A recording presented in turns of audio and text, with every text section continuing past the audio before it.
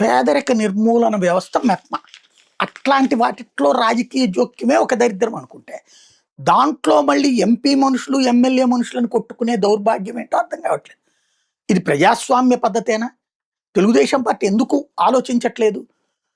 కేసినేని చిన్నిని వెనకేసుకొచ్చే క్రమంలో కొలికపూడిని తిట్టిపోసేటటువంటి క్రమాన్నయితే బానే ఉంది గానీ, లేదా చంద్రబాబు గారికి తప్పుడు సమాచారం ఇచ్చి ఆయన తప్పుదోవ పట్టించడం బానే ఉంది గానీ, అక్కడ వాస్తవంగా ఆయనకేం పని?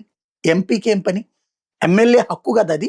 ఆ ఏరియాలో ఇప్పుడు మన మనుషుల్నే కదా పెట్టేది. కొలికపూడి ఏమన్నా హైదరాబాద్ నుంచి పట్టుకొస్తాడా? లేకపోతే ఇంకెక్కడి నుంచైనా పట్టుకొస్తాడా?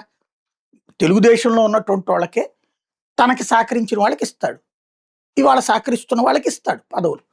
మళ్ళీ ఇందులో గ్రూపులు, ఇందులో చీలికలు. చివరికి ఎన్నికల్ని నిర్వహించినట్టు కొలికపూడి నిర్వహించలేదు, క్యాన్సిల్ అయినాయి అని అధికార యంత్రాంగం. అంటే చివరికి ఒక దళిత బడుగు బలహీన వర్గాల నుంచి ఎన్నికైనటువంటి ఎమ్మెల్యేని అడుగు వెయ్యనీయరు, అణువణువున అడ్డుకుంటారు, అహంకారపూరి ధోరణితో ప్రవర్తిస్తారు అన్నటువంటి ఒక భావనని ఎందుకు పెంచుకుంటున్నారు? మళ్ళీ ఇది అయిపోయాక చంద్రబాబు కన్నెర్ర చేశారు, సీరియస్ అయ్యారు, పల్లా శ్రీనివాసరావు సీరియస్ అయ్యాడు, లోకేష్ సీరియస్ అయ్యాడని రాసుకుని ఏంటి ప్రయోజనం? అతను చేస్తున్న తప్పేంటి? ఇది ఆలోచించుకోవాల్సింది.